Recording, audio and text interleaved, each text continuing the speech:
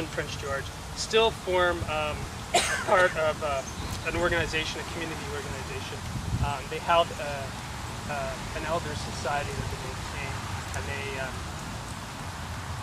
they work with the youth, making youth in the region. Now, what they wanted us to do, they kind of through a friend of mine, Mike Evans, who is actually a colleague of mine as well. We had worked with them previously on a couple of books documenting oral history. He decided to, or he was asked by one of the elders to make a video. He couldn't make a video, so he came to me and asked, "Can you make a video?" And that's what I do. That's what we did.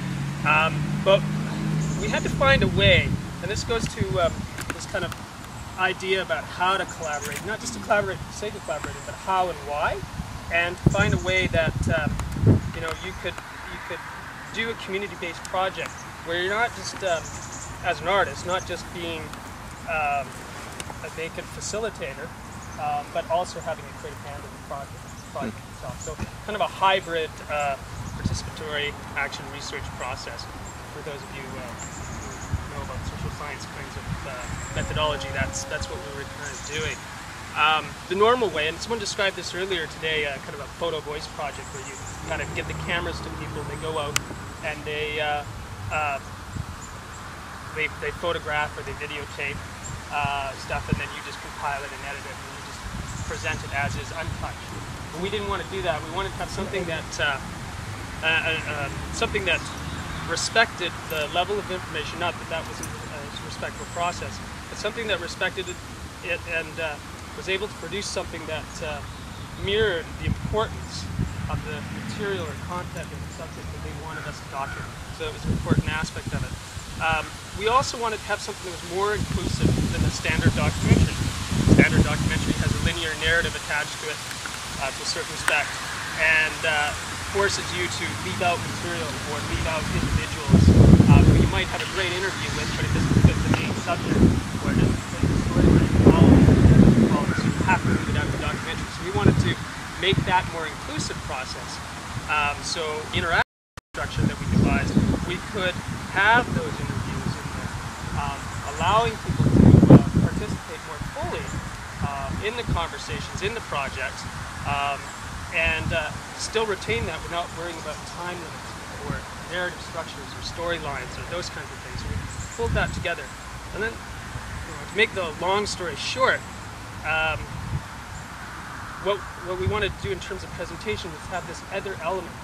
Because it's interactive, when you watch the documentary, a user, if you want to call them that, or a viewer, would pick what they wanted to watch, follow the lines or threads they wanted to watch. Maybe it's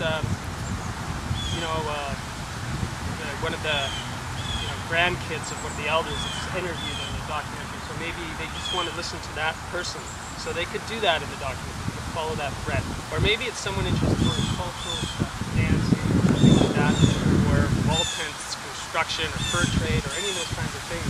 They can follow those threads particularly, and in a sense make their own documentary. So there's this element there which kind of is inclusive also of the end user, the spectator, the viewer, the collaborator. So the idea here was to mirror kind of the community itself in a way to the structure of the interactivity. So it wasn't just the use of the technology in the sense sake of using it, but it's thought out in a conceptual way that made sense with the community itself and allowed us the flexibility to do what the community wanted us to do, to follow all the paths that they wanted us to document, whether it was traditional knowledge or whether it was cultural workshops or it was just road trips. We did a bunch of road trips with the elders. So those kinds of things we wanted to do. I'm not sure what else I want to say about that.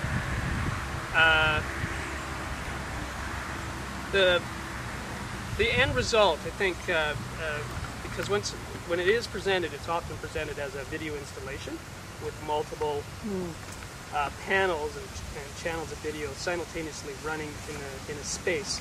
So it really does create this kind of multi-vocal kind of space that is reflective of of the original concept, but also the content and the community. It kind of reflects the diasporic nature of that specific community and the way it was disrupted.